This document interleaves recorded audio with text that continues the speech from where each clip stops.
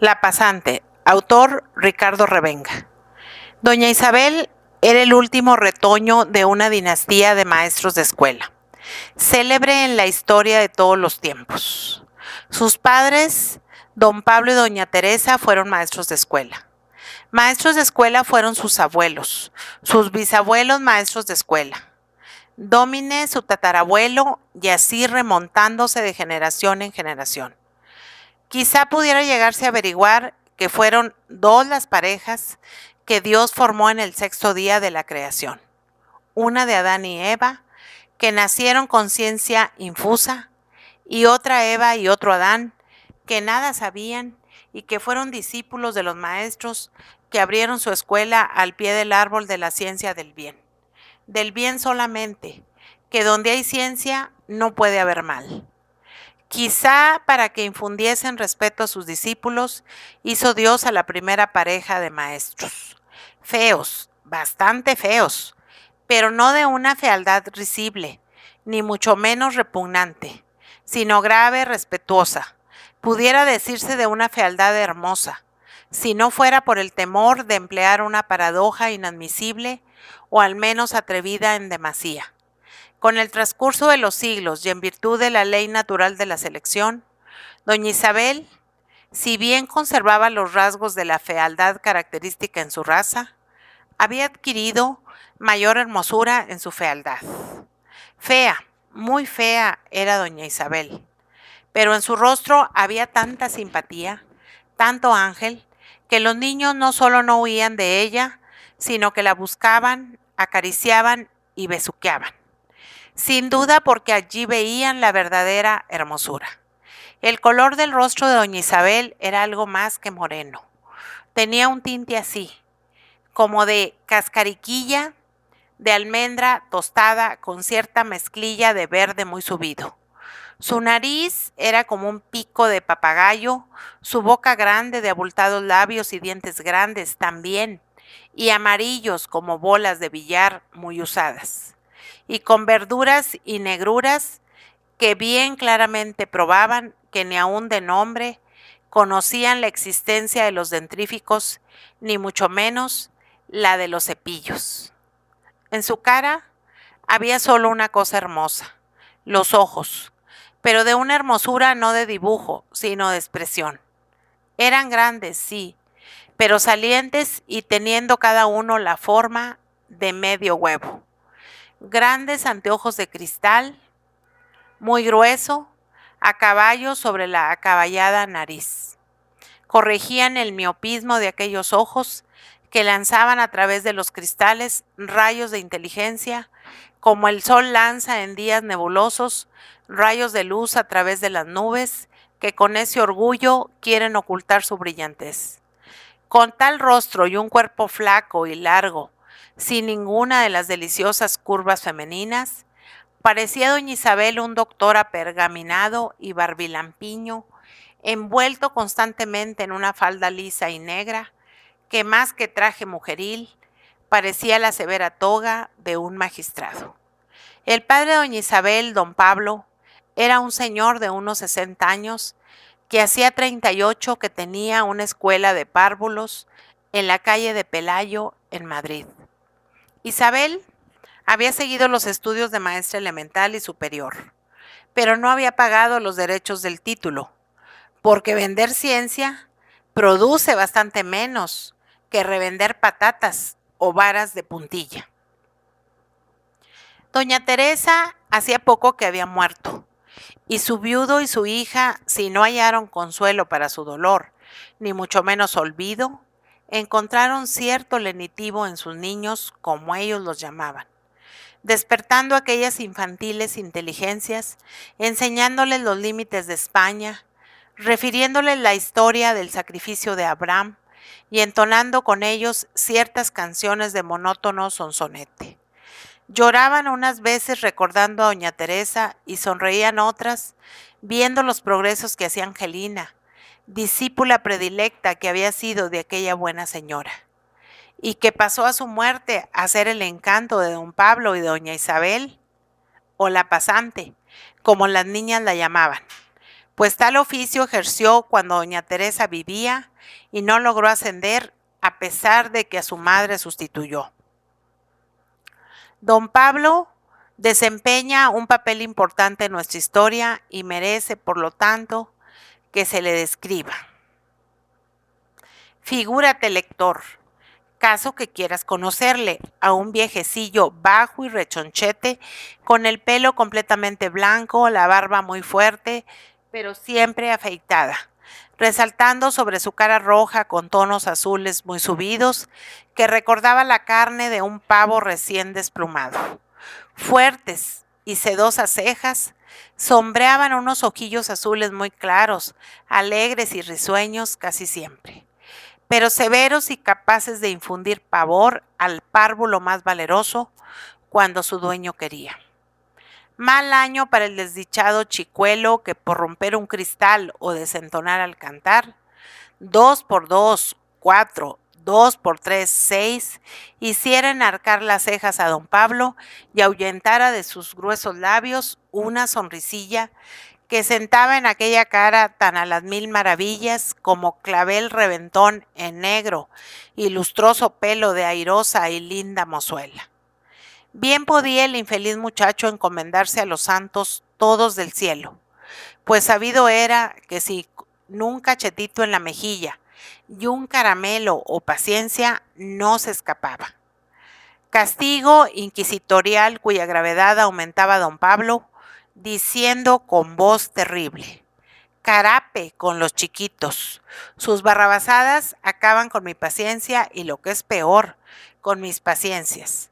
Entre cristales y caramelos consumía la mitad de las 3 pesetas que me dé el gobierno para que comience a desaznaros. Carape, carape, carape. Hay que advertir entre paréntesis, aun cuando no se ponga, que carape era la interjección favorita y única de don Pablo. Hecha esta importante advertencia y puesto que ya son conocidos los personajes principales de esta historia, corresponde ahora al que la relata, sacando fuerzas de flaqueza y haciendo esfuerzos de memoria, describa el lugar de la acción.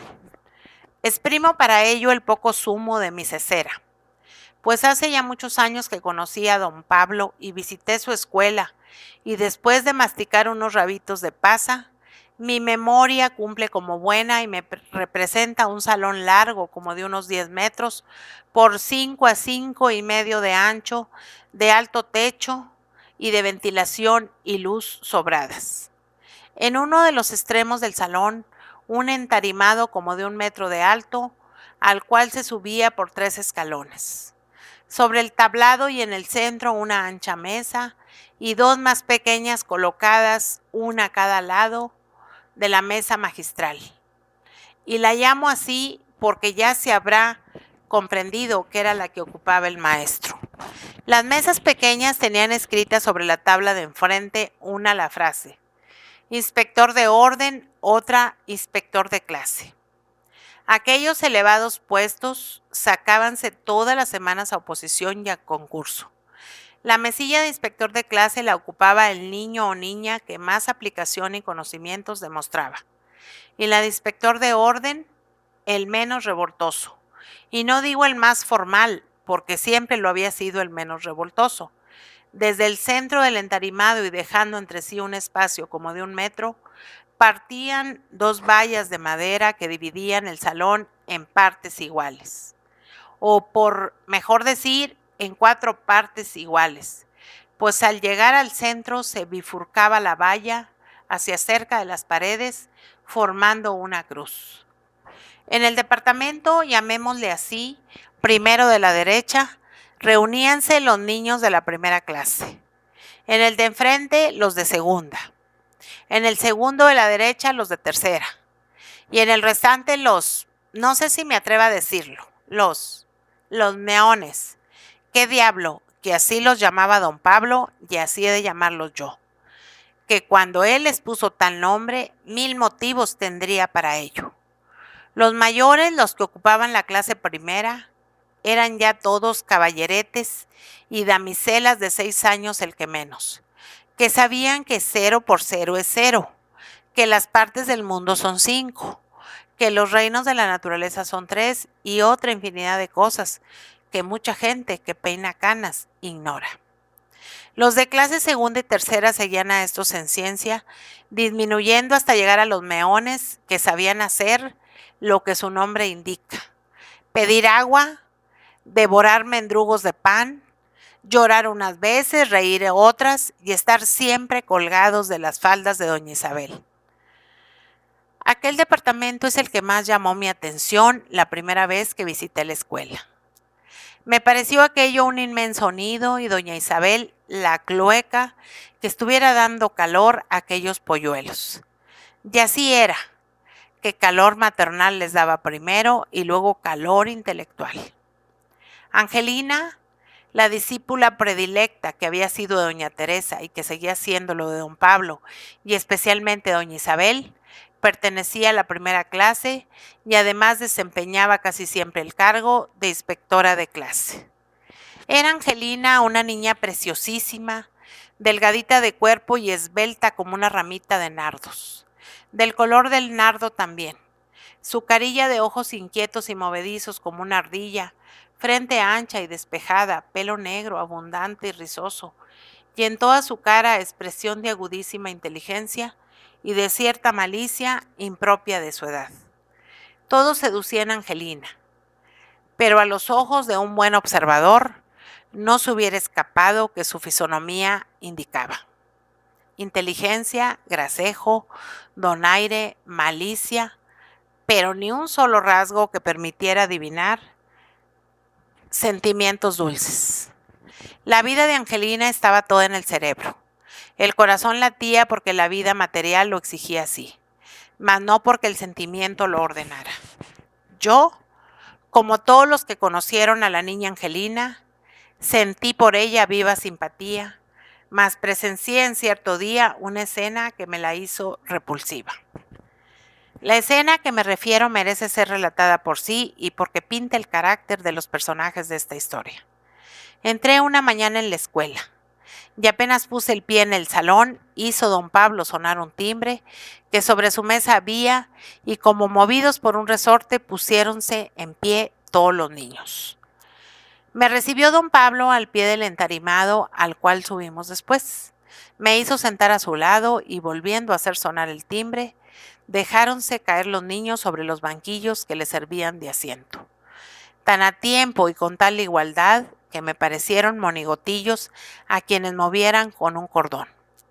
Quiso el bueno del maestro que sus discípulos dieran ante mí, muestras de su profundo saber y comenzó a hacer preguntas a varios. Y debo decir en honor de don Pablo que aquellos niños me parecieron unos merlinitos. Felicité cordialísimamente a don Pablo, quien al oír mi felicitación puso una cara gozosísima y me dijo: «Oh, aún no conoce usted a la perlita de la casa. Va usted a ver a la octava maravilla, Angelina», añadió dirigiéndose a la inspectora de clase. «Presente», respondió la niña con una voz aguda como nota de clarín, al mismo tiempo que se ponía de pie. Fijáronse en ella las miradas de todos los niños. Sonrió la perlita de la escuela con cierto aire de superioridad y dirigiendo a todas partes sus ojos pareció que decía: «Fijaos bien en mí. La inspectora de clase va a abrir su piquito de oro y os permite que escuchéis las lindezas que va a decir». Al escuchar a Angelina me expliqué en parte su vanidad. En aquel cuerpo de niña se encerraba el alma de un sabio. Angelina no solo aprendía todo cuando se le enseñaba, sino que adivinaba lo desconocido para ella. Presencié un rasgo de claridad e inteligencia que quiero relatar. Después de haberle preguntado al maestro una infinidad de cosas, la hizo salir al encerado a que practicara una multiplicación. Cuando hubo terminado, queriendo yo ver hasta dónde llegaba el maravilloso talento de aquella niña, le dije: «Eso está muy bien, niña. Has multiplicado 88 por 7 y ha dado 616. Multiplica ahora 7 por 88 a ver qué producto resulta». «Pues el mismo», dijo la niña sin pararse a pensar. ¿Está segura? Sí, señor. ¿Por qué? Hombre, dijo don Pablo, eso es demasiado. ¿Cómo quiere usted que una niña adivine? Sí, señor. Sí, ya lo sé, interrumpió Angelina, porque lo mismo da 88 veces 7 que 7 veces 88. Es decir, que el que antes era multiplicando puede ahora tomarse por multiplicador sin que el producto varíe. Quedé asombrado al oír aquella contestación. Don Pablo levantóse de su sillón, cogió a Angelina en sus brazos y cubriendo de besos su cara decía, bravo, bravo, si mi Teresa te oyera. Y no pudo continuar. Las lágrimas ahogaron su voz. Dirigí mi vista hacia el departamento de los pequeñuelos y vi a la pasante que en silencio lloraba también. En aquel momento entró en el salón una mujer gritando como una desaforada. ¿Dónde está ese tunante? Lo voy a matar, don Pablo. Hoy que no venga ese pillo a comer. Porque... Pero... ¿Qué le pasa a usted, señora? Explíquese. Ese hijo mío, ese pillo que me va a matar a disgustos. ¿No sabe usted lo que me ha hecho? Me ha robado una peseta del cajón del mostrador. Una peseta. El ladronzuelo. Déjeme que lo mate. Sosiéguese, señora, que aquí estoy yo para imponer al niño un severo castigo. A ver, señor Fernández, venga acá. El llamado señor Fernández era un niño como de unos 5 años, colorado como una amapola, gordifloncillo que parecía un rollito de manteca, de nariz chatilla y de ojos muy grandes y con cierto aire de bondad, tal que a primera vista se veía que pecó sin malicia. Abandonó su asiento con tal asombro pintado en su cara que movióme a compasión y a risa al mismo tiempo. Apenas hubo llegado el pobre niño junto a don Pablo, con voz que se esforzó por hacer terrorífica, dijo, Señor Fernández, siéntese ahí, y señaló el primer escalón del entarimado, que va usted a ser juzgado. Al oír aquellas voces el infeliz niño comenzó a hacer pucheros hasta que por fin rompió a llorar de un modo estrepitoso. La pasante entonces acercóse a él y enjugando sus lagrimones le dio un beso diciéndole, vamos, hijo, tranquilízate que no será nada. Y en voz baja añadió, calla, tonto, que si te dejan sin comer, yo te daré de todo y hasta dulces. Como por ensalmo se calmó el niño y comenzó el juicio. Vamos a ver tú, Angelina, siéntate en mi sillón. Enrique Pérez y Sebastián Alau, sentados uno a cada lado de Angelina. Vosotros decidiréis en última instancia. El juicio va a empezar. Diga, señor Fernández, ¿es cierto que ha tomado una peseta del cajón de su madre? El niño guardó silencio. Di la verdad, le aconsejó la pasante. Sí, señor, contestó entonces el niño con cierta entereza, como sintiéndose protegido por doña Isabel. ¿Y qué has hecho de ella? Pues la he gastado en castañas, dijo el niño. ¿Y te has comido una peseta de castañas? Pues ya estás castigado, porque del torzón no te libras. No, señor, yo no me he comido más que 5. Las otras se las he dado a los chicos. Ah, con que tienes cómplices, ¿a qué chicos se las has dado? A todos los que me han pedido. Vamos, esa generosidad te disculpa en parte, pero no creas, bribonazo, que te libra de pena. A ver vosotros, pueblo soberano, dijo don Pablo dirigiéndose a todos sus discípulos.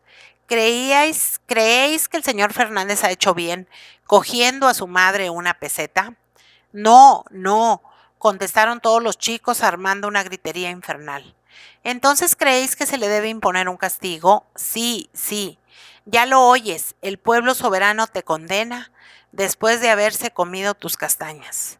Ahora vosotros, señores jueces, imponed la pena. ¿Qué dices tú? Preguntó al niño que estaba a la derecha de Angelina. Yo, que le dejen sin comer. ¿Y tú? Preguntó el maestro al de la izquierda. Que le den una buena tunda. Mucha severidad mostráis, bandidos. ¿Y tú, Angelina? Tú que eres el presidente, ¿qué opinas? Medita, que tu decisión es la irrevocable.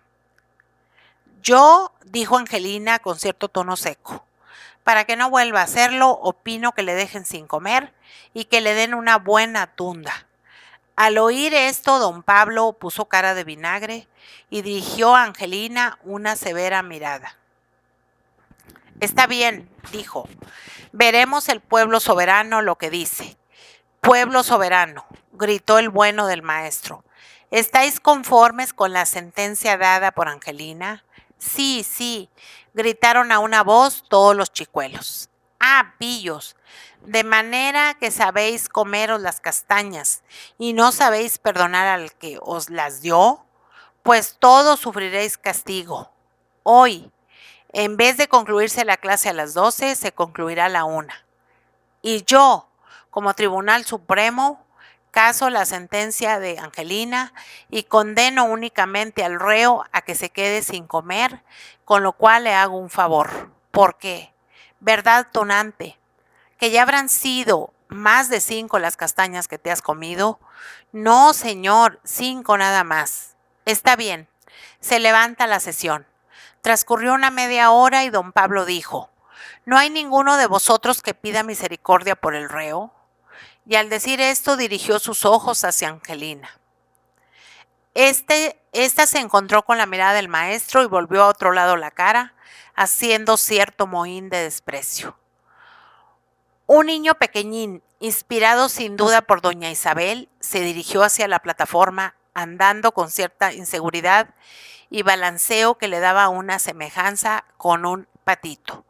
Cogió la mano de don Pablo y con esa encantadora media lengua de los niños dijo: «Senó, maestro, perdone usted al nene. Pregúntale si lo volverá a hacer».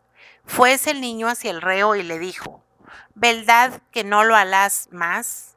«No», dijo el reo echándose a llorar. «Pues no lores y dame un beso». Diéronse un beso los niños y don Pablo, bajando de la plataforma, abrazó a los dos niños y con voz ahogada dijo: «Ya estás perdonado, tú, hijo mío», dijo levantando al mediador en sus brazos. «Quizá no tengas el talento de Angelina, pero tienes corazón que vale más». Concluida la clase, don Pablo reprendió severamente a Angelina su crueldad para con el reo. Cuando la filipica concluyó, Angelina, que le había oído con cierto desdén indiferente, contestó: «Yo creo que el que la hace debe pagarla». «Quiere el cielo», replicó don Pablo, «que alguna vez no te acuerdes de esta frase». Transcurrieron algunos años. Por una casualidad que no hace el caso referir, supe que a los pocos meses de la escena referida antes, los padres de Angelina murieron dejándola en el mundo huérfana y pobre.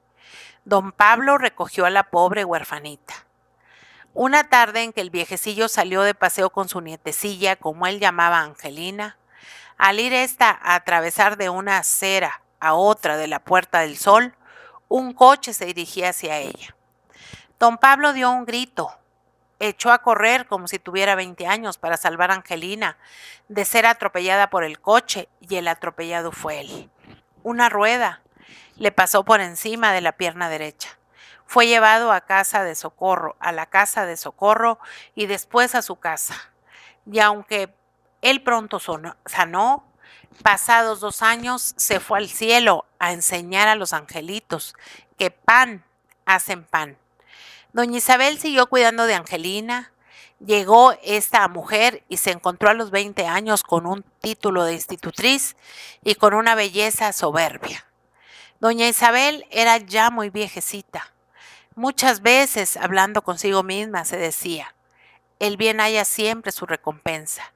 Angelina, cuando yo sea más vieja, me sustituirá en el colegio». Un día oyó de boca de Angelina lo siguiente: «Doña Isabel, yo siento mucho tener que dejar a usted, pero me ofrecen en casa de los marqueses de F una plaza de institutriz y si usted...». «Yo, hija mía», dijo la pasante, «no quiero más que tu felicidad». Más años pasaron. Angelina Salió de casa de los marqueses de F, siendo la querida oficial del marqués. Bajó el primer escalón y luego otro y otro después. A los 10 años de haber salido de casa de doña Isabel, volvió a presentarse allí pobre, con los ojos hundidos y cansados por el vicio, vieja antes de tiempo y miserable de cuerpo y alma. Doña Isabel la recogió con amor. Al poco tiempo murió Angelina. La noche de su muerte recordó a la pasante la escena del niño que robó las castañas y dijo: «Ay, si yo me hubiera contentado con ser pasante como usted, pero no quise, y el que la hace debe pagarla».